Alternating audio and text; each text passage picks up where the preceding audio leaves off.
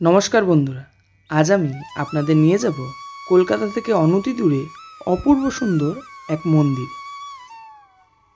এই রকম মন্দিরের ভিডিও ইউটিউবে আপনারা এর আগে পাননি। এই রকম প্রচুর মন্দিরের ঠিকানা আজও আমাদের অজানা।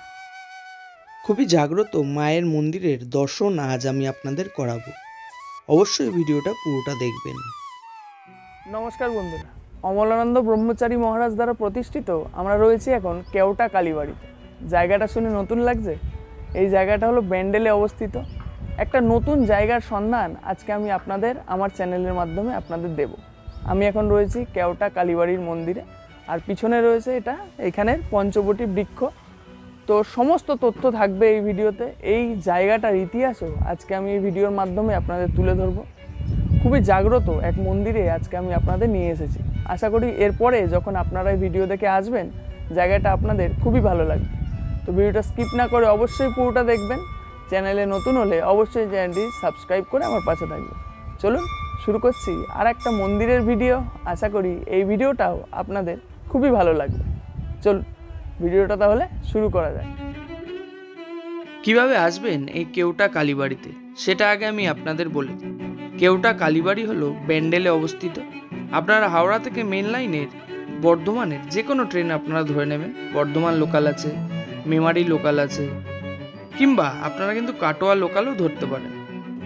ধরে আপনাদের নামতে হবে ব্যান্ডেল স্টেশনে। আর আপনারা যদি শিয়ালদার দিক থেকে আসতে যান, তাহলে শিয়ালদা কাটোয়া লোকাল ধরে আপনাদের চলে আসতে হবে ব্যান্ডেল স্টেশনে। আমরাও সেই রকম ব্যান্ডেল স্টেশনে চলে এসেছি। ট্রেন আপনাদের যেদিকে নামাবে সেই দিক থেকে আপনাদের দেখবেন ওভারব্রিজ আছে। ওভারব্রিজ ধরে আপনারা 7 নম্বরের দিকে বেরিয়ে আসবেন। এই দেখুন, এই ওভারব্রিজ ধরে আপনারা 7 নম্বরের দিক থেকে বেরিয়ে আসলে আপনারা অনেক টোটো দাঁড়িয়ে আছে দেখতে পাবেন। সেইখানে টোটোতে উঠে আপনাদের বলতে হবে কেওটা কালীবাড়ি, তাহলেই হবে। 7 নম্বরের দিক থেকে ওভারব্রিজ ধরে বেরিয়ে একটুখানি সামনের দিকে কিন্তু আপনাদের এগিয়ে যেতে হবে, তাহলেই আপনারা টোটো দেখতে পাবেন। ব্যান্ডেল স্টেশনের দুদিক থেকেই কিন্তু আপনারা কেওটা কালীবাড়ি যেতে পারবেন। 7 নম্বরের দিক থেকে বেরালে আপনাদের টোটো ধরতে হবে। 10 টাকা করে পার হেড আপনাদের ভাড়া লাগবে, আর সময় লাগবে ওই 5-10 মিনিটের মতন। কিংবা ব্যান্ডেল স্টেশনে নেমে ট্রেন আপনাদের যেখানে নামাবে, মানে 1 নম্বরের দিক থেকে বেরালেও আপনারা কিন্তু অটো করে এই কেওটা কালীবাড়ি আসতে পারেন। এটা হলো ব্যান্ডেল স্টেশনের 1 নম্বরের দিক। বেরালেই দেখতে পাবেন অনেক অটো দাঁড়িয়ে আছে, সেখানে বলতে হবে কেওটা কালীবাড়ি, তাহলেই হবে।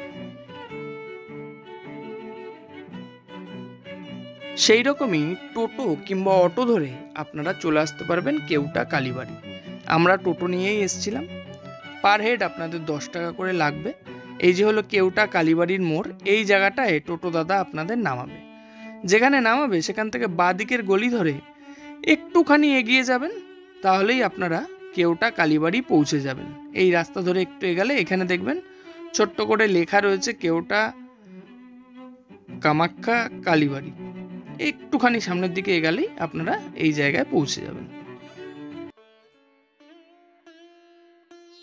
1963 সালে স্থাপিত সাহাগঞ্জ, হুগলিতে এই কেওটা কামাখ্যা কালীবাড়ি। ঢোকার মুখেই আপনারা দেখতে পাবেন একটি লোহার গেট। গেটের গায়ে লাগানো রয়েছে কেওটা কামাখ্যা কালীবাড়ির যে মন্দির ট্রাস্ট আছে তার অনুষ্ঠান সূচি।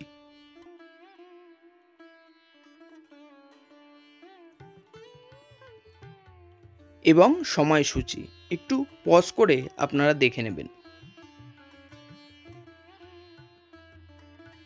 ভেতরে প্রবেশ করলে আপনারা দেখতে পাবেন এখানকার মূল মন্দির। তাছাড়াও রয়েছে গুরুদেবের সমাধি কক্ষ এবং যজ্ঞ কক্ষ।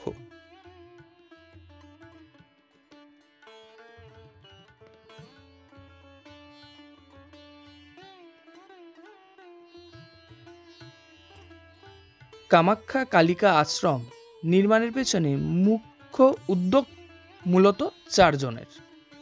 পরমগুরু শ্রী গুরু ঠাকুর অমলানন্দ ব্রহ্মচারী মহারাজের একনিষ্ঠ শিষ্য দম্পতি শ্রী কুশচন্দ্র সরকার এবং পত্নী স্বর্গীয়া রানু সরকারের। বাকি 2 জন হল ব্রহ্মচারী মহারাজের গর্ভধারিণী মাতৃদেবী স্বর্গীয়া কিরণ প্রভা নন্দী এবং পিতা স্বর্গীয় পেয়ারী মোহন নন্দী। এদের নিরলস প্রচেষ্টা, ঐকান্তিক শ্রম এবং দূরদৃষ্টি সমন্বয়ে সেদিনের অখ্যাত জনপদ কেওটা সাহাগঞ্জের বর্তমানের কামাখ্যা কালিকা আশ্রমের গোড়াপত্তন হয়েছিল। আজ হুগলির সাহাগঞ্জে এই কেওটা গ্রাম কেওটা কালীবাড়ি নামেও মানুষের মুখে উচ্চারিত হয়। সর্বাধিক পরিচিত এবং কিংবদন্তি এই ধর্মীয় প্রতিষ্ঠানরূপে শুধু পশ্চিমবঙ্গ নয়, বহু দূর দূরান্তের মানুষের মনেও জায়গা করে নিয়েছে। পরম গুরু শ্রী ঠাকুর অমলানন্দ ব্রহ্মচারী মহারাজ স্বয়ং এই কামাখ্যা কালিকা আশ্রমের প্রতিষ্ঠাতা। বাংলা 1370 সনের 16ই ফাল্গুন মঙ্গলবার কৃষ্ণপক্ষ চতুর্দশী তিথিতে অগণিত ভক্ত শিষ্য, পাড়া প্রতিবেশী, পিতামাতা, ভাই বোন এবং শুভানোদ্দয়ীদের উপস্থিতিতে এর মৃন্ময় মূর্তি পূজার্চনার মধ্য দিয়ে এই আশ্রম প্রতিষ্ঠিত হয়। কেওটা কালীবাড়ি নামটি তখন থেকেই পরিচিত হয়ে আসছে। পরবর্তী সময় এই মাতৃমন্দির কামাখ্যা মায়ের মন্দিরও প্রতিষ্ঠা হয় এবং কামাখ্যা কালিকা আশ্রম রূপে জনপ্রিয়তা বাড়তে শুরু করে। কামাখ্যা কালিকা আশ্রমের প্রাণপুরুষ এবং দেশ বিদেশের বহু মানুষের ভক্তি, শ্রদ্ধা ও আস্থার প্রতীক ঠাকুর শ্রী অমলানন্দ ব্রহ্মচারী মহারাজের আদি নিবাস অধুনা বাংলাদেশের কুমিল্লা জেলার নূরপুর গ্রামে। ঠাকুরের পৈতৃক বাড়ি নূরপুর গ্রামের বাসারা নন্দীবাড়ি নামেও পরিচিত ছিল। বাংলাদেশের কুমিল্লা জেলারই চাঁদপুর গ্রামের শিলান্দিয়া বাবুরহাটে ছিল ব্রহ্মচারী মহারাজের মাতুতালয়। এই মাতুতালয়ে পরমগুরু শ্রীগুরু ঠাকুর অমলানন্দ ব্রহ্মচারী মহারাজের জন্ম বাংলা 1347 সালের 8ই আশ্বিন, বাংলা 1938 সালের 25শে সেপ্টেম্বর মঙ্গলবার ভোর সময় 3:40। ব্রহ্মচারী মহারাজের ঠাকুরদা ছিলেন স্বর্গীয় তারকচন্দ্র নন্দী। 3 ভাইয়ের মধ্যে সর্বকনিষ্ঠ ছিলেন ব্রহ্মচারী মহারাজের পিতা। ব্রহ্মচারী মহারাজের জ্যাঠামশাই ছিলেন স্বর্গীয় মোহনচন্দ্র নন্দী, মেজ জ্যাঠামশাই ছিলেন কালীপ্রসন্ন নন্দী।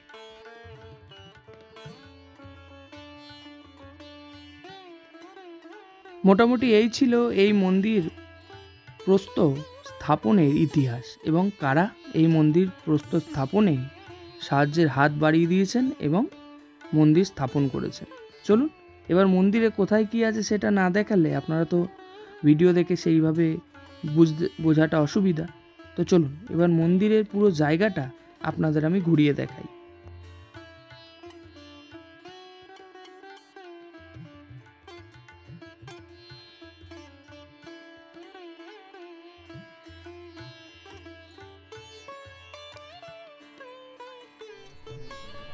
নমস্কার, আমি বিশ্বনাথ নন্দী। আমি এই মন্দির বাড়ির বড় ছেলে এবং আমাদের যে ট্রাস্টি কমিটি আছে তার সেক্রেটারি। মন্দিরটা এখন ট্রাস্টের মাধ্যমে চলে। আমরা বাড়ির লোক, কিছু ভক্তবৃন্দ, পাড়া প্রতিবেশী সবাই মিলে একটা ট্রাস্টি আছে। সেই ট্রাস্টির আন্ডারেই এই মন্দিরটা এখন রয়েছে, সবাই মিলে পরিচালনা করছে।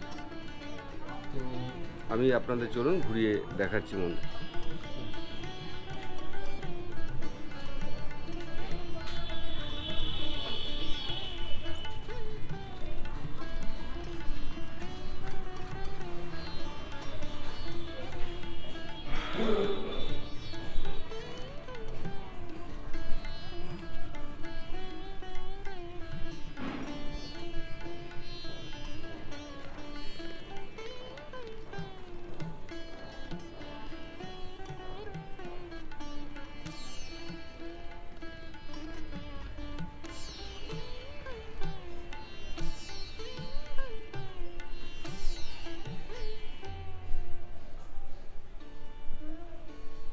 নমস্কার। আমাদের এই মন্দিরের এই মা হচ্ছেন মেন প্রতিষ্ঠিত আমাদের আরাধ্য।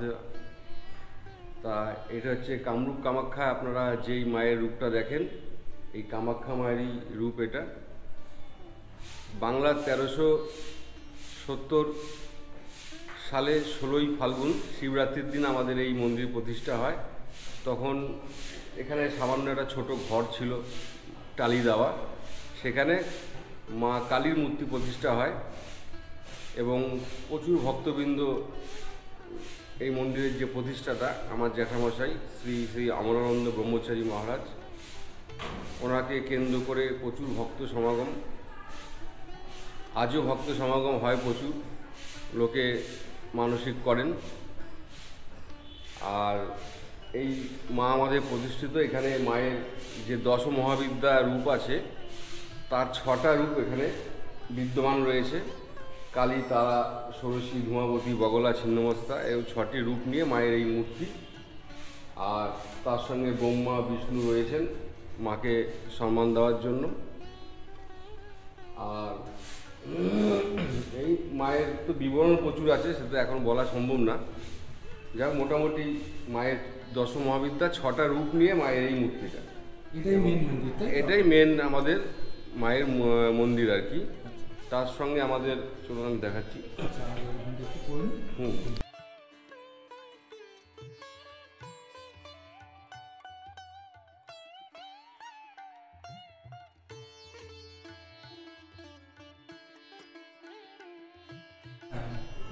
আমাদের এই মন্দিরের যে প্রতিষ্ঠাতা আমার জ্যাঠামশাই অমলানন্দ ব্রহ্মচারী মহারাজ, এই চেয়ারটাতে উনি বসতেন। আমরা সেই জন্য এই চেয়ারটা এইভাবে সংরক্ষণ রেখেছি। আর ইনি হচ্ছে আমার দাদু ঠাকুমা, মানে এই মন্দির প্রতিষ্ঠার পেছনে প্রথম যাদের গুরুত্বপূর্ণ ভূমিকা ছিলেন। আমার জেঠু তো ছিলেন, উনি সাধক ছিলেন, কিন্তু উনি তখন অনেক ছোট, অল্প বয়স ছিল। তা সেই মন্দিরটা তখন তৈরি করার জন্য আমার জ্যাঠামশাই 2জন ভক্ত ছিলেন, রানু সরকার ও কুশচন্দ্র সরকার। তার সঙ্গে আমার এই ঠাকুমা দাদু, এনারাই প্রথম ওনাকে কেন্দ্র করেই গোড়াপত্তন হয়। বিমল কৃষ্ণ নন্দী আর গোপাল কৃষ্ণ নন্দী, ওই সময় এনারাও মন্দির প্রতিষ্ঠার সময় গুরুত্বপূর্ণ ভূমিকা পালন করে। আমাদের মায়ের যে ভৈরব থাকে সব জায়গায় একজন, ইনি হচ্ছে সূর্যতনু মহাদেব আর কি। সূর্যতনু মহাদেব এনার নাম আমার জেঠুর নামকরণ করে গেছেন। ভুবনেশ্বর থেকে এই শিবলিঙ্গটা আনা হয়েছিল, এটাই এখানে প্রতিষ্ঠিত আছে। তার সঙ্গে একটা শিশু মহাদেবের ছবি, পাথরের মূর্তি রাখা আছে এখানে।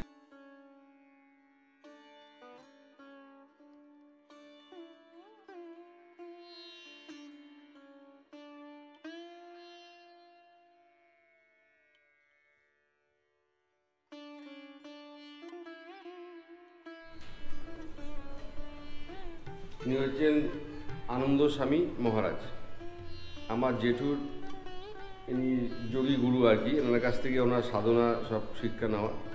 তা ইনি কামরূপ কামাখ্যা পাহাড়ে না, আশেপাশে যে অনেক পাহাড় আছে, কালী পাহাড় বলে একটা পাহাড় ছিল, সেই পাহাড়ের গুহাতে ইনি সাধনা করতেন। এবং আমার জ্যাঠামশাই মন্দিরের প্রতিষ্ঠাতা যিনি, উনি একসময় রেলে চাকরি পায় গুয়াহাটিতে।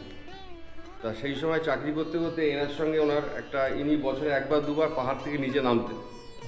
তা তখন এনার সঙ্গে একটা যোগাযোগ ওনার হয়ে যায় এবং উনি এনার সঙ্গে সেই গুহতে দীর্ঘদিন চলে যান এবং নিখোঁজ হয়ে যায়, বাড়িতে কোনো খবর ছিল না। তা যাই হোক, পরে ওনার শিষ্য বেশি ছিলেন না, আমার জ্যাঠামশাইকে নিয়ে 5জন ওনার শিষ্য ছিলেন, ঠিক আছে। মানে মূল মন্দিরের পাশে এই যে যজ্ঞকুণ্ড দেখছেন, এটা হচ্ছে যে ভেতরে আপনারা আনন্দ স্বামীর মূর্তি দেখলেন, ওনার আদেশ ছিল যে উনি কোনো মন্দিরে থাকবেন না, কিন্তু আমাদের ঠাকুমার ইচ্ছায় ওখানে ওনার মূর্তিটা প্রতিষ্ঠা করা হয়েছে। কিন্তু ওনার যে অস্থিটা, সেটা আমাদের ওই শিব ঠাকুরের যে আছে ওইখানে, ওই নিচে প্রতিষ্ঠা করা আছে। আর যে এই হোমকুণ্ডলী, এই হোমকুণ্ডলীর নিচে পঞ্চমুণ্ডির আসন করা আছে, যেখানটায় এখানে আগে 3 দিন 4 দিন ধরে যজ্ঞ হতো। বা এখানে প্রতিষ্ঠিত যে আমার জ্যাঠামশাই, উনি এখানে যজ্ঞের কুণ্ডলিতে একটা পেতলে হাঁড়ি বসানো হতো। এখানে অনেক মোটা মোটা কাঠ দিয়ে ধরুন জ্বলছে আগুন, হাঁড়ি বসানো হতো, ওটাই ওনার সাধনা ছিল। তা ওই হাঁড়ির উপরে বসে উনি আসন করতেন, তার উপরে আসন করতেন। সে আগেকার ছবিগুলো যখন আরও ভালো হয়েছে, তোলা নেই, কিন্তু পরে বয়স হয়ে গেছিলো, তখন অতটাও পারতেন না উনি। যাই হোক, এইটা হচ্ছে গিয়ে এখন আমাদের পুজো আসছে, যে দুর্গা পুজো হয় এখানে, আষাঢ় মাসের অমাবস্যাতে মায়ের পুজো হয়, কালী পুজো হয়, সব পুজোর যে যজ্ঞ অনুষ্ঠানগুলো আমরা এখানেই সেটা করি আর কি। আর মাঝে মাঝে আমরা নিজেরা হয়তো এখানে একটু জব টপ করি বা ধ্যানে বসি, আমরা বাড়ির লোক যারা আছি। এ হচ্ছে গিয়ে আমার যে আমরা যে বাবারা 3 ভাই, আমি মেজো ভাইয়ের বড় ছেলে, আর আমার কাকার ছোট ছেলে এ, আর এখন যে আমাদের মন্দির ট্রাস্টি যে আছে সে ট্রাস্টির ক্যাশিয়ার এ আর কি। আমাদের যে যজ্ঞকুণ্ড তার পাশেই হচ্ছে গিয়ে মন্দিরের প্রতিষ্ঠাটা আমার জ্যাঠামশাইয়ের সমাধি মন্দির। এখানেই ওনাকে সমাধিস্থ করা হয়েছে, যেহেতু ওনার গুরুদেবকে সমাধি দেওয়া হয়েছিল ওই ঘরনায়, ওনাদের দাহ হয় না, তাই আমরা এখানে ওনাকে সমাধি দিয়েছি, তার উপরে এই মন্দির প্রতিষ্ঠা হয়েছে। এবং পরে আমরা এই মূর্তি, ওনার মূর্তি এখানে পরে প্রতিষ্ঠিত হয়, এখন নিত্য পুজো হয়।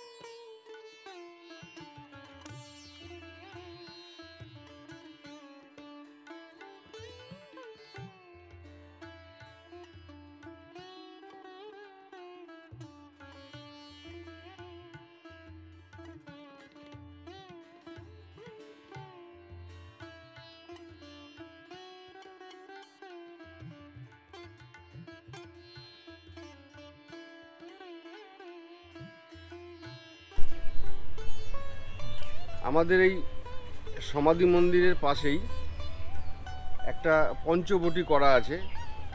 পঞ্চবটিতে যেটা দেখবেন দক্ষিণেশ্বরে আছে, রামপ্রসাদের ভিটে আছে, তা এই পঞ্চবটিটা আমাদের এখানেও একটা রয়েছে। এখানে যারা মানসিক করেন এসে এই কেউ লাল সুতো, এই ঘোড়া, তারপরে ওলনা, এইসব দেখতে পাচ্ছেন আপনারা, এইসব বেঁধে এখানটা আর কি মানে মানসিক করেন। হ্যাঁ হ্যাঁ, এবং বহু মানুষ এখনও মানসিক করেন, কারণ আগে তো ধরুন একজন সাধক ছিলেন আমার জ্যাঠামশাই, তো এখন তো উনি নেই। আর ওই জন্য এখন সবাই এই স্থানটার যে একটা ভাইব্রেশন আছে, মায়ের মন্দির যে জাগ্রত, সেই মানুষের মনোবাসনা পূর্ণ হয় আর কি, তা সবাই আসে মানসিক করেন। আচ্ছা, আর একটা কথা বলছিলাম যে আপনাদের এই মন্দিরে মানে উৎসব বলতে কি কি মেন উৎসব হয়? মেন উৎসব আমাদের আষাঢ় মাসের অমাবস্যাতে আমাদের যে এখানকার প্রতিষ্ঠিত মা আছেন কামাখ্যা মায়ের উৎসবটা হয় আষাঢ় মাসের অমাবস্যাতে। তারপরে আমাদের দুর্গা পুজো হয়, কালী পুজো হয়। 23শে জানুয়ারি আমার জ্যাঠামশার যে সমাধি, উনি যে দেহ রেখেছিলেন, সেই 23শে জানুয়ারিটা আমরা উদযাপন করি। আর তার সঙ্গে তো ছোট ছোট করে অনুষ্ঠান আমাদের, ধরুন শিবরাত্রি আছে, প্রচুর মানুষ এখানে জল ঢালতে আসেন, শিবরাত্রিটা একটা অনুষ্ঠান আছে, বা জন্মাষ্টমীতেও আমরা শ্রীকৃষ্ণের পুজো করি। তারপরে ধরুন আমাদের পতাকা তোলার একটা আমার জ্যাঠামশাই করতেন, সেটাও আমরা এখন করি। তার সঙ্গে আমাদের ধরুন মন্দিরে কিছু সমাজসেবামূলক কাজ আমরা করার চেষ্টা করি, যেমন বস্ত্রদান, কি বাচ্চাদের বই টই দেওয়া। তার সঙ্গে ধরুন অনাথ আশ্রমে অনেক সময় আমরা যে অনাথ আশ্রমে বাচ্চারা থাকে তাদেরকে কিছু শুকনো খাবার দিয়ে আসা, বা জামা কাপড় কিনে দেওয়া, বা তাদের নিয়ে একটা পিকনিক করা, এই ধরনের যে কাজগুলো, বৃক্ষরোপণ কর্মসূচি কিছু আমাদের মাঝে মাঝে করা হয়। আমরা এই মানে পুজো পাঠের সঙ্গে আমরা এই ব্যাপারটাও একটু আমরা করে থাকি আর কি। আপনাদের মন্দিরটা চলছে কিভাবে, মানে পুরোটাই ট্রাস্টের উপর নাকি? হ্যাঁ হ্যাঁ, মন্দিরটা এখন বর্তমানে ট্রাস্ট আছে, ট্রাস্টের সদস্যরা কিছু দান করেন, আমরা যারা বাড়ির লোক আছি তারাও কিছুটা দান করি, তারপর তার সঙ্গে ভক্তবৃন্দ আছেন তারাও কিছুটা। আচ্ছা, একটা কথা জিজ্ঞাসা করা ছিল, ধরুন কোনো ভক্ত দূর থেকে আসলো, এখানে কি নিত্য ভোগের ব্যবস্থা আছে দুপুরবেলা? নিত্য আমাদের এখন এখানে মানে যারা করার লোকটা নেই আর কি। আচ্ছা, যে কারণ আমরা যেহেতু অন্য প্রফেশনের সঙ্গে যুক্ত, আমাদের বাড়ির যে আমরা ছেলেরা আছি সবাই আমরা অন্য প্রফেশন, আমরা মন্দিরটা দেখাশোনা করছি, কিন্তু ফিক্সড যে আর যারা দুই একজন থাকেন ওনারা অনেক বয়স হয়ে গেছে। আচ্ছা, মানে ওনারা- নিত্য ভোগের ব্যবস্থা না, নেই, না। ওই অনুষ্ঠানের দিন কি ব্যবস্থা আছে? অনুষ্ঠানগুলোর দিন ব্যবস্থা আচ্ছা থাকে। আচ্ছা, মানে অনুষ্ঠানের দিন আসলে প্রসাদ হ্যাঁ। পাবে। হ্যাঁ হ্যাঁ, অনুষ্ঠানের আর দিন ধরুন প্রসাদ কেউ পাবে। পুজো দিতে চাইলো, হুম। সেক্ষেত্রে পুজো দেওয়ার কি ব্যবস্থা আছে? হ্যাঁ, হ্যাঁ। হ্যাঁ হ্যাঁ, আমাদের মোটামুটি 10:30 থেকে 11টার মধ্যে ঠাকুরমশাই আসেন। আচ্ছা উনি সেখানে সবাই অনেকেই আসে পুজো দেন। আর ধরুন ওদিকে সন্ধ্যাবেলায় ওই 7:30 7টার মধ্যে ঠাকুরমশাই চলে আসেন, সেই সময় আরতি হয় এবং মানে যারা যদি কেউ পুজো দিতে চায় হুম, হুম। সঙ্গে করে ফুল মিষ্টি নিয়ে আসলে পুজো হ্যাঁ হ্যাঁ, হয়ে যাবে, তাই ফুল তো? মিষ্টি হয়ে নিয়ে আসলে পুজো হয়ে যায়। ঠিক আছে, হুম। ধন্যবাদ। তো বন্ধুরা, এই কেউটা কামাখ্যা কালীবাড়ির ভিডিও আপনাদের কেমন লাগলো অবশ্যই আমাকে কমেন্ট বক্সে জানাবেন। আরও যদি কিছু তথ্য জানার থাকে অবশ্যই আমাকে জানাতে পারেন, কিংবা এই মন্দির সম্বন্ধে কিছু জানার থাকলে অবশ্যই ফোন নাম্বার দেওয়া রয়েছে, সেই নাম্বারেও আপনারা ফোন করে যোগাযোগ করে নিতে পারেন। আশা করি সমস্ত তথ্য এই ভিডিওর মাধ্যমে আমি আপনাদের দিয়ে দিয়েছি। আর এই কেউটা কামাখ্যা কালীবাড়ির যে ইতিহাস আছে সেটাও এই ভিডিওর মাধ্যমে আপনাদের সামনে তুলে ধরার চেষ্টা করলাম। অবশ্যই একটা দিন ঘুরে যাবেন, খুব সুন্দর লাগবে, খুব মনোরম পরিবেশে এই কালীবাড়ি। তো দেখা হবে আপনাদের সঙ্গে আবার পরবর্তী ভিডিওয়ে অন্য কোনো জায়গায়।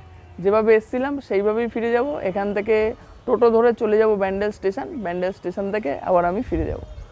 তো দেখা হবে আপনাদের সঙ্গে আবার পরবর্তী ভিডিওয়ে অন্য কোনো জায়গায়। ততদিন সুস্থ থাকবেন, নিরাপদে থাকবেন এবং ঘুরতে থাকবেন। কেউটা কামাখ্যা কালীবাড়ি ব্যান্ডেল থেকে আমি জয়ন্ত, টাটা।